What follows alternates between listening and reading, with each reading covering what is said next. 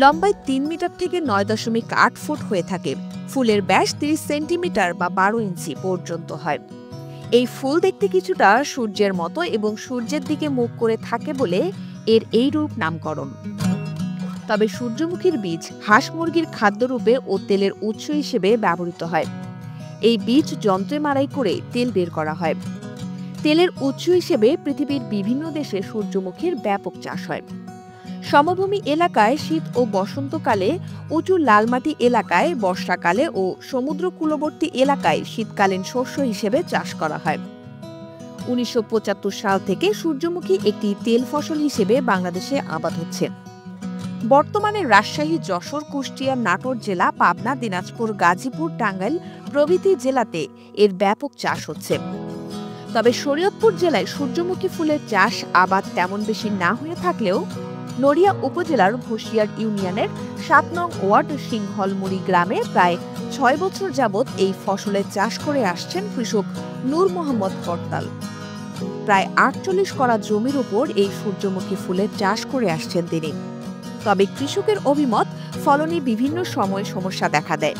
যদি উপজেলা কৃষি অফিসারদের সঠিক পরামর্শ ও দিক নির্দেশনা পেয়ে থাকেন, আগামীতে আরো ফলন সমৃদ্ধি বিকাশ পাবে বলে জানান তিনি। আমরা ইনশাল্লাহ আগে আল্লাহ রসুলের দোয়ায় আমরা লাভবান আছি। আমরা লোকসান তো ছাড়িয়ে দিতাম। হ্যাঁ, এখন আমি ধরেন আমি এর আগে মনে করেন 2 কানি জমিন করছি, এখন একটু কমাই দিছি, মানে নিজের পরিশ্রমে পারি না। এখন আমারই তো মনে করেন 12 ঘন্টা আছে সূর্যমুখী, তারপর 10 ঘন্টা আছে আমার গম। সরকার যদি আমাকে মানে একটু হেল্প করে, কি আমাকে হেল্প কি আমাকে একটু দেখিয়ে যাইব যে আমার এই যে একটা রোগ, এই রোগটার লেগে আমি ফোন দিছিলাম বহুত, এই রোগটার লেগে আমি বহুত ফোন দিছিলাম, এই ফোনে হ্যাগো আমি পাইনি।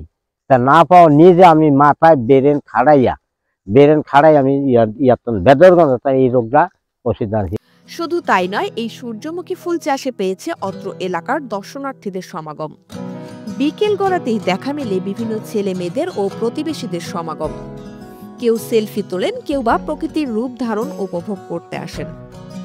আমরা প্রতিদিন বিকাল হলে আমরা এই সূর্যমুখী ক্ষেতে চলে আসি, কারণ সূর্যমুখীর যে সৌন্দর্য সেটা দেখার জন্য কিন্তু আমরাও আসি এবং এলাকার আশেপাশে অনেক লোকজন আসে এই সূর্যমুখী ক্ষেত দেখার জন্য।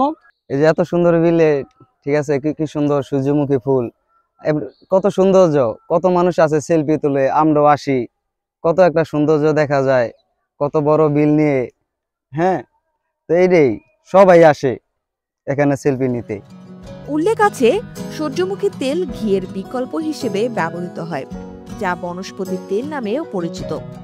এই তেল অন্যান্য রান্নার তেল হতে ভালো এবং হৃদরোগীদের জন্য বেশ কার্যকর। এতে কোলেস্টেরলের মাত্রা অত্যন্ত কম। এছাড়া এতে ভিটামিন এ, ডি ও ই রয়েছে।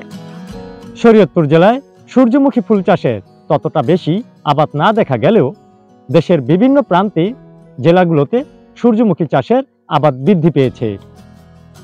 শরীয়তপুর নড়িয়া উপজেলার ঘড়িসার ইউনিয়নের এক কৃষক প্রায় ৪৮ করা জায়গার উপর ৬ বছর যাবৎ সূর্যমুখী ফুল চাষ করে আসছেন।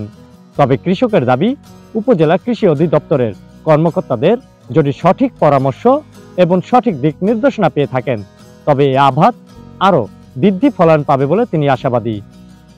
সংবাদের পাতা, M A Jabbar, Naria, Shariatpur.